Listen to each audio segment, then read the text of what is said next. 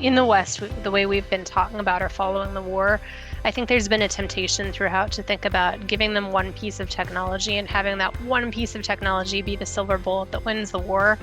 But that's not really how wars go. It's about an accumulation of effects, creating multiple dilemmas that compound and make it more and more difficult for your enemy to continue waging the war. So when we provide things like F-16s or ATACMS, they in and of themselves aren't going to win, Yes. but they add to the momentum that Ukrainians have in valuable ways.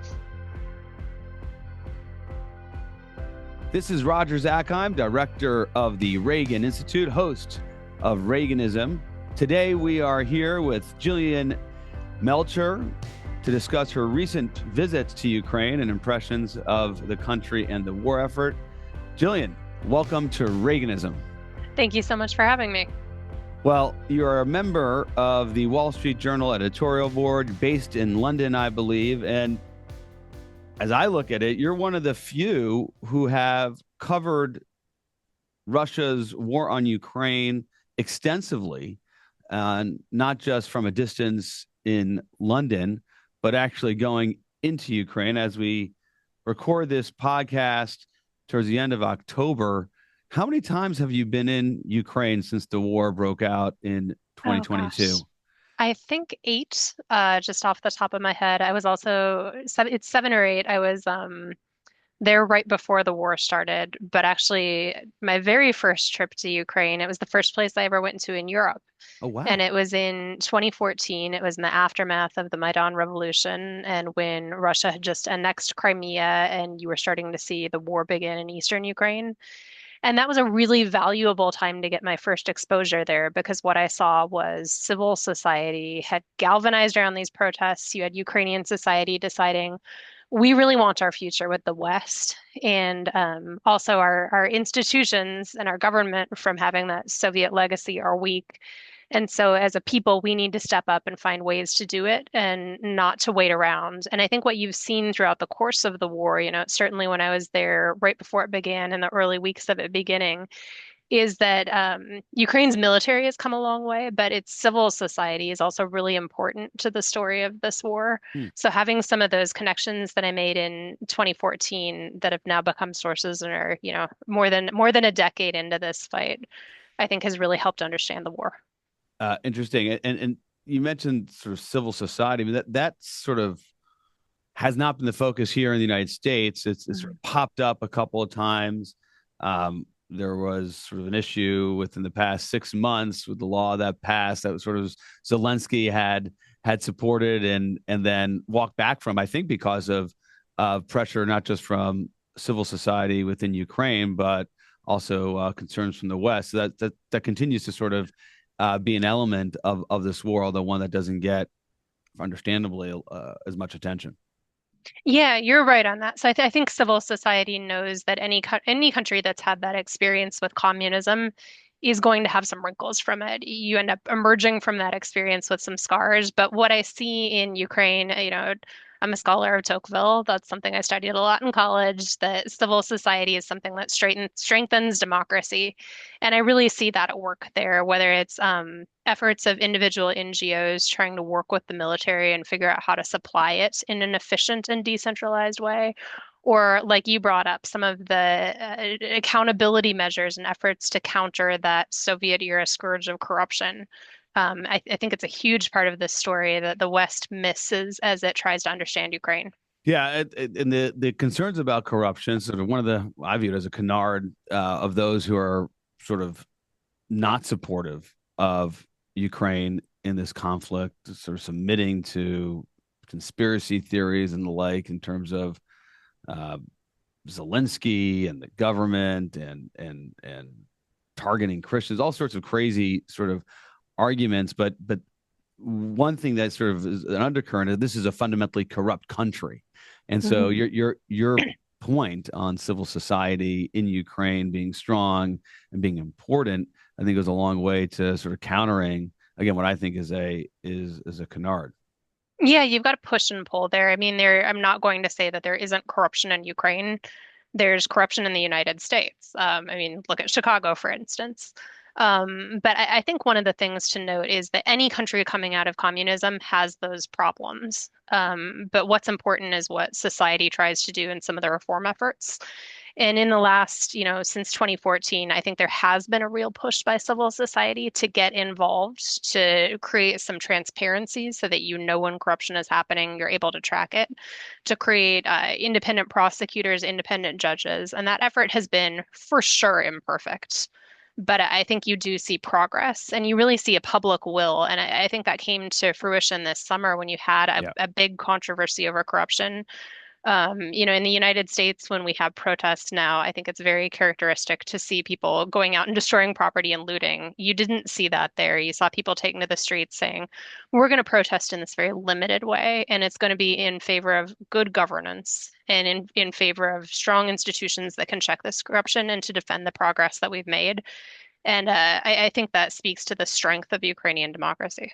So I want to focus on your reporting in Donetsk. So Mhm. it's courageous enough for someone. I think you said you've been there 8 times, or if I heard you correctly, um, to just go into Ukraine since 2022.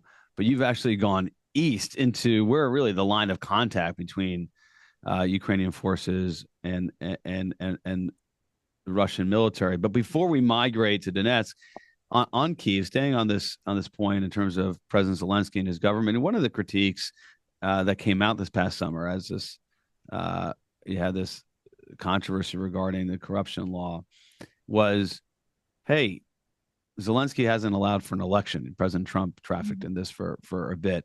Maybe for our listeners and viewers, explain the constitutionality, the legality of President Zelensky as a wartime president, and why it's understandable, reasonable, lawful, maybe is the better word, for President Zelensky to remain in power without an election at this time.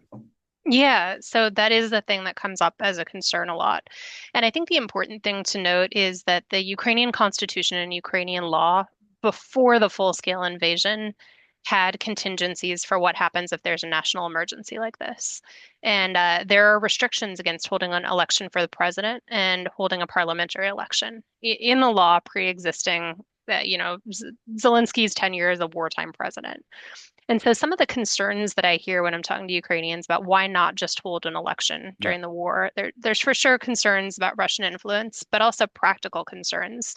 So you've seen a lot of Russia targeting civilians and civilian infrastructure. So if you publicize where these voting booths are going to be, is that going to be a target?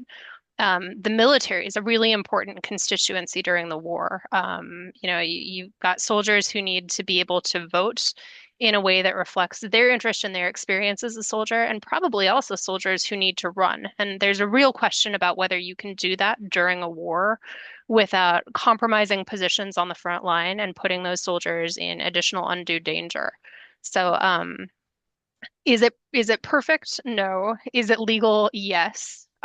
Does this mean that Zelensky's non-democratic? I don't think so. And you brought up that anti-corruption law that was very controversial this summer. And I think what you saw is civil society taking to the streets and protesting in a limited way and getting the government to back down on this. So I think there is still an element of political accountability in Ukraine. Um, you know, as this war goes on longer and longer, I think it becomes tougher and tougher not to have an election. Mm. So that's something, in the back of my mind. And I think that the West needs to also be thinking about if they do at some point need an election, how do we overcome some of these obstacles? But it really is a thing where right now, if Ukraine were to hold elections, it would be violating its constitution and its law. So it's more of a rule of law issue. Yeah. And Zelensky's popularity right now. I mean, I don't know if you're following the latest figures. I imagine polling in Ukraine is it's all polling is imperfect, but particularly imperfect in a country at war. But what is his popularity? I haven't pulled statistics for that in the last couple of months, so I don't want to speculate, but I do think that when I have looked at the statistics, people are pretty supportive of Right. him. And, they also don't feel like he's immune to criticism. So that popularity can fluctuate based on the decisions that he's making. Well, let's migrate from Kiev into Donetsk, and I think your latest piece in the journal was from Slaviansk. Perhaps I'm mispronouncing it. Slavyan. There we Yeah. go, in the Ansk in Ukraine, in the east. And what you did there, and you've done prior to it in previous reporting, is really explain what's going on along the line of contact and why this region that we're all sort of hear about, and those following the war simply know, it's Donetsk and Luhansk matters so much, and that is it's the line that the Ukrainians have built up, and sort of the Russians have been unable, and they've tried a variety of ways, and you've described that. Perhaps you'll talk about it now. Cannot break through, and as a result, it's effectively held the line, and so this matters because as President Trump contemplates some sort of peace deal, and Vladimir Putin takes a maximalist position, if they were to see this territory, even this area in Donetsk, it almost, at least my reading of it, gives them a sure line into Kiev, which of course they last time they had that opportunity was in February of 2022. Talk about what it's like to go into that region, and sort of how the geography and the presence is quite critical, and people need to understand that to understand Ukraine's plight. Yeah, so I think there are two key things to understand as you're thinking about Donetsk. And one of them is that Vladimir Putin has been trying to take this region since 2014. Mm. He's been able to consolidate control over almost all of Luhansk Oblast, or Luhansk region. Donetsk, he's had a little bit less success. And so the Ukrainians have this region called the Fortress Belt, and Slavyansk is at the very top where I was at. It runs down, I think about 31 miles roughly, and it's really heavily fortified. The Ukrainians have spent the last 10, 11 years bulking this thing up for defense, and it's also on pretty high ground. So every time the Russians hit against it, they end up losing men and they end up losing machinery. So this defensive position, this fortress belt, is what is stopping the Russians from pushing forward further east, or further west rather, into Ukraine. And the next barrier that's that strong is really the Dnieper River, which is quite a bit further west. And so this is a really important strategic area for Ukraine to hold on to, and it is holding on to it. When I'm talking to soldiers out there at the front, they're saying Russia can bash itself against this. They make very small incremental gains in terms of kilometers, a couple hundred yards, but this isn't like huge mechanized pushes through. And the Ukrainians think that they can hold on to this fortress belt for several years to come. Now, Vladimir Putin's intentions haven't changed. He still wants to push through, take control of a lot of Ukraine, and this fortress belt is what is stopping him. So I think what you see now is him trying to seize through negotiations and through diplomacy what he's been unable to accomplish by force. Now, just in terms of the optics of it, I was really interested to go out this trip because the Russians have changed their strategy a little Yeah. bit. They were trying to bash their way into this, not having a lot of success.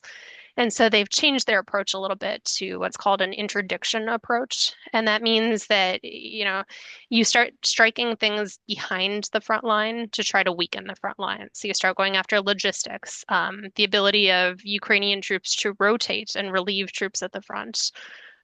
Even like if somebody is killed or wounded at the front, make it more difficult to move bodies or move the injured out.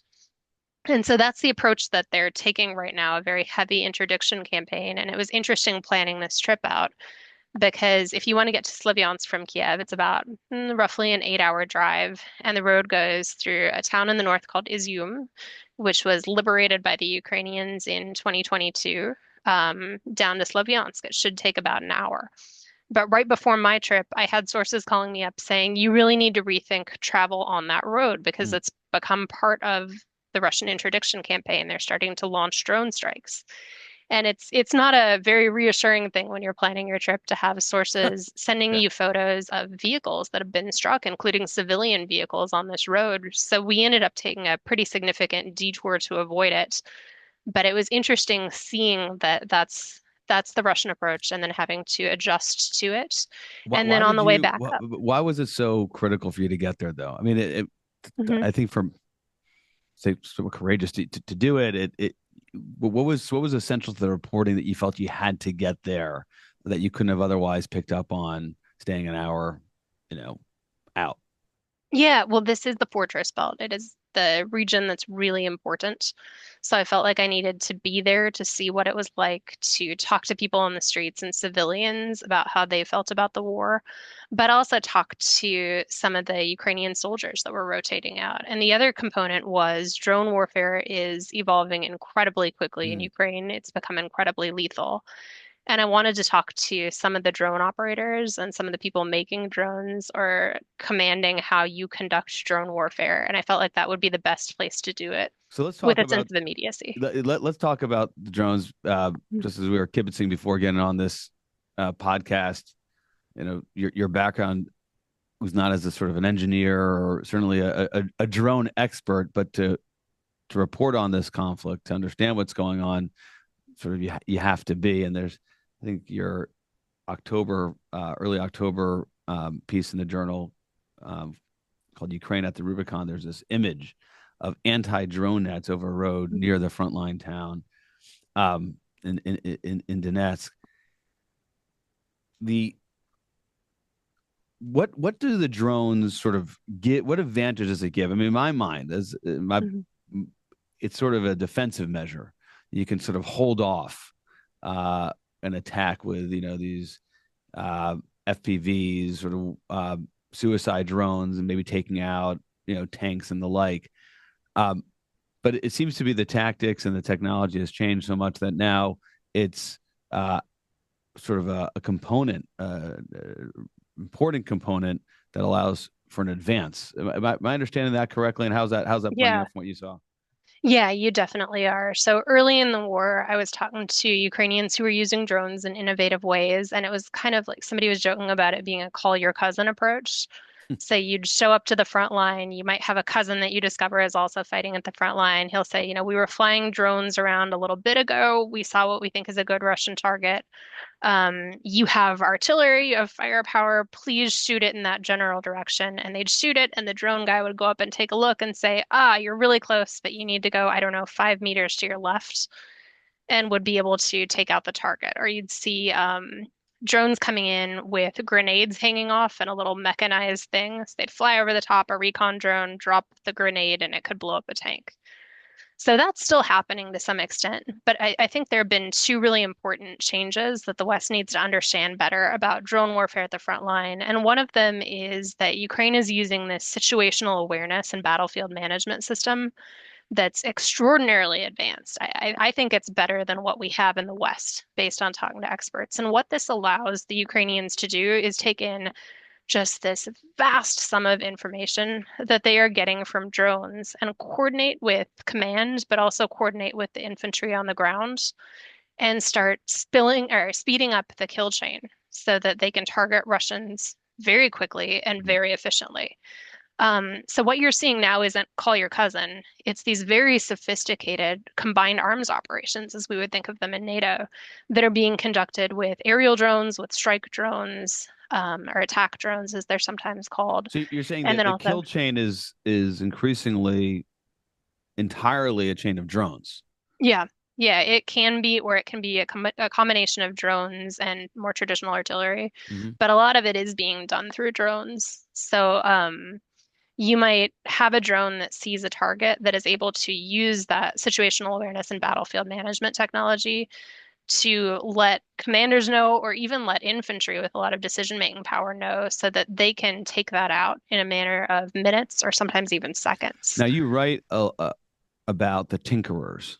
Hmm. These are seem to be the essential sort of technology people, drone technology people that are there embedded with the operators and can deal with whatever sort of encumbrance the drone is facing and adapt. We often hear about the EW, sort of the tactics employed by the Russians to jam the Ukrainian drones, and Russians are seem to be one of the most sophisticated in the world in EW and jamming. Uh, did you engage with any of the tinkerers, and what is that like? Yeah, I mean, the thing that they'll tell you is that drone warfare is evolving so quickly that it will blow your mind. You can have a technology that works really well one week, and the next week it will be obsolete. And so they're thinking a lot about how do you identify the problems quickly and adapt quickly. And it's happening in a really decentralized way. Hmm. So you've got units that are working directly with these tinkerers or these engineers or people who are innovating on drones, saying, "We tried this out. It's battlefield tested. Here's what worked. Here's what didn't." And then immediately you see changes starting to be made, and it's a really quick innovation process. Now, I think the lesson here from the West is for the West is twofold. It's that we can't be thinking about drone manufacturing as a one and done. As we're building stockpiles of this, we need to be thinking about how we make that adaptable, whether it's having component parts that you can sub out or having software that's adaptable, but also as your drone technology changes, what I was hearing from guys in Donetsk is that your tactics also change to some extent. And so as the West is trying to build on that expertise that Ukrainians have gained the hard way, I don't think they can think of training as a one and done thing. You've got to stay on top of it. Yeah, those are some great points. So it's hardware, it's updates, Software, it's yeah. software updates, and then you're also just the tactics, right? So the training, it's not sort of one black letter approach to how you deal with it, all of which are evolving on the ground. Uh, have you encountered any Americans or Brits on the ground working with the Ukrainians? I have. You definitely see that in civil society, at Oh, I'm various talking about points. tinkerers Yeah. and drone operators. I have actually. It's been interesting seeing kind of across the spectrum. So you do see like Americans and Brits there. I know early in the war there was actually a Taiwanese soldier who ended up fighting and losing his life there, but seeing the Ukraine fight is related to him. I met early in the war a lot of Belarusians who felt that the way that Russia had affected their country, that Ukraine was the best place to take the fight to Putin. Oh, interesting. Same with Georgians. Yeah. So it's an interesting crew of people. So those that have been occupied and been victim of Putin's aggression come together. But in terms of American or British technology companies, are they present? Do you see them on the ground, like you on the ground in Donetsk?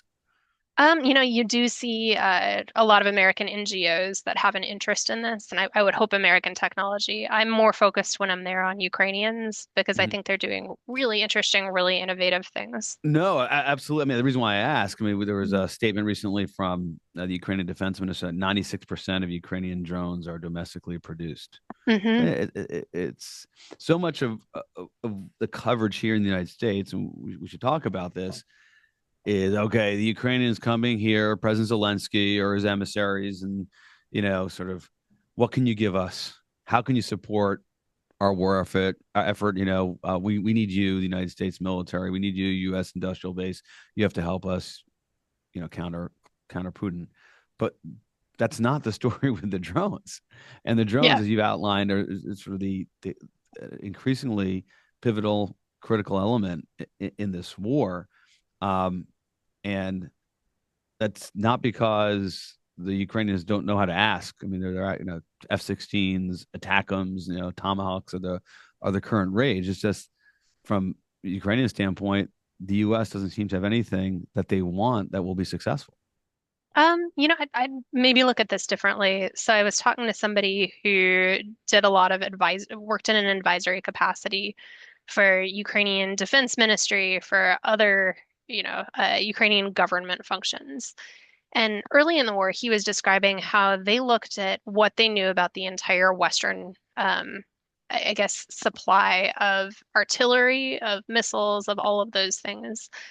And they were also looking at the intensity of the conflict and how long it could last. And they were realizing that even if their Western partners emptied their shelves, that it might not be enough. And so I think you have a lot of Ukrainian defense companies that are saying, if that is the case, if we need to be thinking about fighting this war in the long term, and if the West has really underarmed itself since the end of the Cold War, how do we step up? And because we're a smaller country taking on a bigger country, one of the things that you hear a lot of Ukrainians say is that a small Soviet country won't win against a big Soviet country. Mm. So they're really thinking about how do we fight like the West? How do we fight like a democracy? How do we fight like a place where innovation and creativity and individual enterprise is valuable? I've And been in so, I've been in Kiev once. It was a couple of years ago. Remarkable seeing the drone can't really call them factories, but assembly rooms in the middle Yeah, of they're very Kyiv. decentralized. It's Um, unbelievable, and moving them out to the front. I mean, so it is exactly as you described. I saw it sort of firsthand, and the commercial components come in from wherever they can get their hands on it, and as we discussed, tinkering and I guess the point I'm trying to convey, Jillian, is even if sort of the United States and the West stocks were full and there was mhm. excess and we could hand over and we had the political will or interest in handing over, I'm not sure the Ukrainians would take our drones. I guess is my point, because they are just not best in class for this type of warfare. Is the question, I guess. I guess I would look at it as different kinds of expertise. So the Ukrainians definitely still need US Patriots to counter ballistic missiles. That's pretty much the only thing that can shoot them down. But in terms of drone warfare, just Yes. because of that battlefield experience and the pace of innovation, I think right now there are two countries that are experts in this, and they are Russia and they are China. Or sorry, they are Russia and they are Ukraine. Right.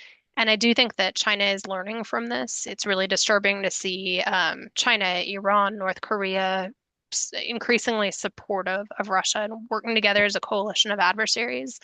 But yeah, I think that Ukraine, through this hard experience, has a lot to offer the West in drone expertise, and I hope we take them up on it. I think Yeah. they're an asset to national security. So let me bounce something off you on that, and then I want to talk about Russia and their expertise and this Rubicon Center for Unmanned Technology, which you've written about. But here's how I see it: the drone warfare is critical. It's increasingly important. It's impacting the battlefield and perhaps the line of contact. And whoever prevails there, could have a material strategic impact in the battlefield. We're discussing that. And then you have sort of U.S. technology, right, and the West Mhm. technology, which could also have a strategic impact. And we've seen two or three iterations of this since the war broke out in 2022. I mentioned before F-16s. We thought that would have a material impact. To date, perhaps not. Then we talked They about the have had a really ATACMS. important impact. When we can talk about Yep. ATACMS, right? Um, same huge impact. Well, there haven't been enough of them. And then now we're talking about the Tomahawk. So the larger, so we think about conventional, non-new tech Mhm. uh, arm of the U.S. military really can and could win wars even in this modern day battlefield. And sometimes I think we get into this, I think, an unhelpful debate, which is, all right, we need to be the drone force, the United States drone force, and we can give up our conventional capabilities, all those things I just mentioned. And to me, it's an and, not an or. And that is also a takeaway, Jillian, from the war in Ukraine, because if the Ukrainians had some of these things, perhaps they could have repelled the Russian forces, not just in the meters that they're trying to recover in Donetsk, but all the way to the border with Russia. Yeah, I think in the West, the way we've been talking about or following the war, I think there's been a temptation throughout to think about giving them one piece of technology and having that one piece of technology be the silver bullet that wins the war. But that's not really how wars go. It's about an accumulation of effects, creating multiple dilemmas that compound and make it more and more difficult for your enemy to continue waging the war. So when we provide things like F-16s or ATACMS, they in and of themselves aren't going to win, Yes. but they add to the momentum that Ukrainians have in valuable ways. Drones are for sure part of that, and I think they're doing really interesting things with them that we need to incorporate. But I mean, you also hear discussion like, are tanks obsolete? No, tanks aren't obsolete. You still need to be able to quickly push through and advance. The problem is that drone warfare has made tanks much more vulnerable. So the answer to that isn't that you get rid of tanks, it's that you figure out a way to make them more defensible. I completely agree with you. I had a chance to testify before the Senate Armed Services Committee on a couple occasions, and uh, made a similar point. I mean, this is if the takeaway from the war in Ukraine is get rid of conventional capabilities, I think you're making yourself more vulnerable. And the Hmm. Ukrainians will take the tanks, and they'll figure out the way you operate with drones and tanks and sort of an integrated battle, combined arms approach, which you're referencing before. Let's talk about Russia, particularly. You I think here in DC, people tend to think, well, this is sort of, you know, uh, backward Soviet military that can't get out of its own way, unable to adapt, um, very centralized, which undermines their ability to adapt to the battlefield. And I think there's some truth to all of that.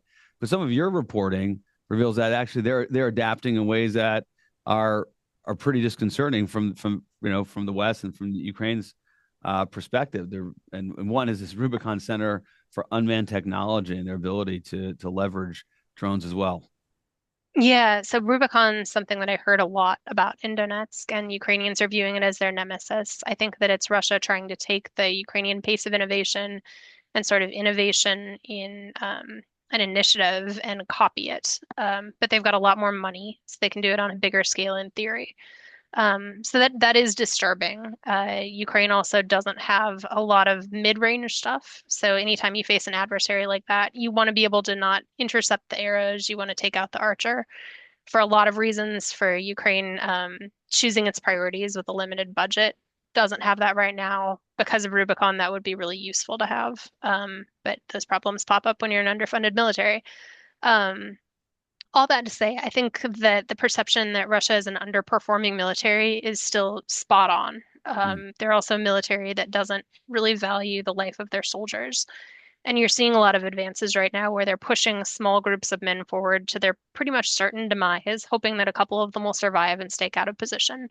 That is still how they are fighting, but they have a lot more money to throw behind small, successful initiatives like Rubicon. And I do think that's something that's worrisome.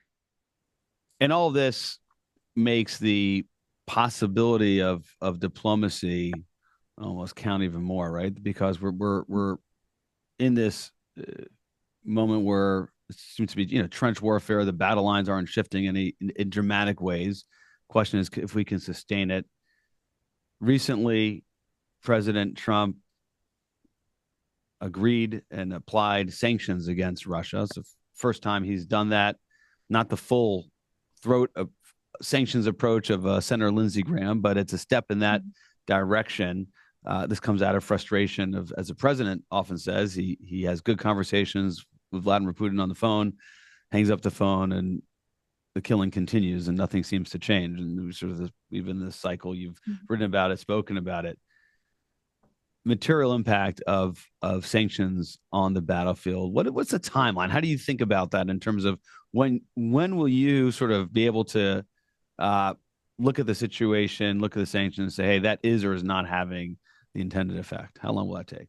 Well, I think they are having an effect. Sanctions build up cumulatively. But one really interesting thing that you hear from Ukrainians more and more, they're doing a long-range strike campaign targeting Russian refineries. Yes. And they're saying that sanctions aren't a substitute for force. And the way that they are phrasing it is these attacks on refineries are the sanctions that take immediate effect. Yes. If you can't produce oil, you can't use that money to fund your military. So I think that highlights the importance. I mean, the West imposing sanctions is a good and useful thing to do, but I think ultimately anybody who wants peace in Ukraine needs to be thinking about how you create multiple dilemmas for Putin, how you increase Western leverage, because right now he feels like he can keep fighting. So tomahawks enter into discussion. If they had tomahawks, that certainly would give not just medium range but extended range, to Moscow. But also there are these sort of attack them sort of like variant, the extended range missiles that I think it's hard to figure out where our Pentagon is vis-a-vis handing this over to or via European NATO allies purchasing them from the United States and giving them to Ukrainians, and then the United States giving targets to the Ukrainians. Take us through that right now. So the point you just made is that, hey, paired with sanctions, you got to continue getting after sort of what's going on behind the line of contact, the refineries and the like. Mm-hmm. Where are we in terms of handing over or getting them these capabilities and giving the Ukrainians the targets? Yeah, so right now, I don't know whether the US is going to give Tomahawks. I think that's still an open question that's in Right. play. What we do know is there are a lot of targets that fall within Tomahawk range that it would be really useful for Ukraine to take out. Another thing I would pay attention to, we've been talking a lot about the pace of drone innovation at the front, but Right. Ukrainians are also investing a lot in long range technology. They have long-range drones that they've used to carry out a lot of these strikes on Russian refineries. And they also have announced, I'm really interested to see where this goes, the creation of a Flamingo cruise missile that's Yes. Ukrainian. And that actually, we'll see if it can do what they say it can, but it should have a longer range and carry a higher payload than the Tomahawks. So I'm interested to see if they can scale up production of that and deliver on it. We don't know how precise that is. They That probably that will that still would need Western surprise me. I intelligence. mean, that would. I mean, for the targeting, certainly they would need Western intelligence. But it would surprise me that for the Ukrainians to create a cruise missile like that. I mean, the United States. This is a Reagan era program, the Tomahawks. So we're Mhm. going back 40 years. Obviously, they've iterated and there've been uh, modifications in the decades since. But there doesn't seem to be one that in the West that rivals it. And so if the Ukrainians in the midst of a armed conflict are able to uh, generate a cruise missile that is on par or perhaps exceeds the Tomahawks, that would be very very surprising. Yeah, I'm interested to watch that space. I mean, one thing to keep in mind is that a lot of when we're talking about Soviet weapons technology, a lot of that was made by Ukrainian True. experts. So it's not Yeah. like they're starting from scratch on some of this. No, There there is an is, industrial deep base. expertise. Yeah, yeah. Uh, they're Well, rejuvenating it. we're with Jillian Melchior of the Wall Street Journal editorial board, based in London, who's traveled into Ukraine and the Donbass multiple times. Uh, as we move to the end of our discussion, let's zoom out to the geopolitics of it all. At the time of this Mhm. recording, President Trump is set to meet with President Xi of the People's Republic of China.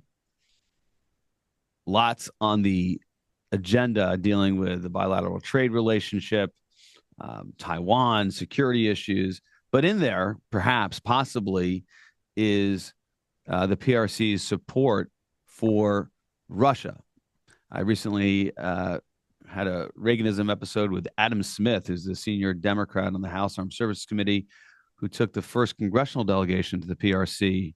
It's about 5 years, I think. It had been quite some time, and met with the Chinese Minister of Defense. And as he reported in our conversation, kind of took him to task and said to the Chinese Minister of Defense, absent China's support for Russia, they would not be able to continue this fight. So I guess two questions for you, Jillian. I'd love to get your take Mhm. on China's role in supporting Russia's war effort, and two, prospects for President Trump raising this with Xi when they meet in Asia this week. Yeah, I think the way to think of China is as Putin's enabler right now. So they're sending a lot of things that China claims are dual use, but they are very obviously being used by the Russians to create weapons and to create drones. China also buys a lot of Russian oil, and that's enabling Putin to continue funding this war effort. And I think one underappreciated point here is you see China and Russia having a deepening military relationship. Some of those drills and exercises that they're conducting have a drone component. So I talked a little bit ago about how Ukraine and Russia are the two experts in modern warfare involving drones. China is learning those lessons. It's learning them quickly. It's developing the supply chain to be good at drone warfare. And so I think that gives the US additional interest in Ukrainian success and what Ukraine has to offer the West in terms of security. But yeah, I think that this is something that should come up. If we're going to have good diplomacy, it needs to reflect the reality on the ground. And China's role as an enabler is an important factor here. Great points. It reminds me of Henry Kissinger towards the end of his life reportedly said that Ukraine should become part of NATO because they, at that time, after being at war with Russia, had one of the largest and most lethal armies in Europe. And so, therefore, of course, it should be part of NATO. And now we're seeing that the axis on the other side, which is real and deep politically, economically, security wise, militarily, between Russia and China, the same. I mean, this is China has, I guess, has what to gain from a security standpoint, military standpoint, from working with the Russians, particularly as it relates to drones. We're going to wrap up this conversation.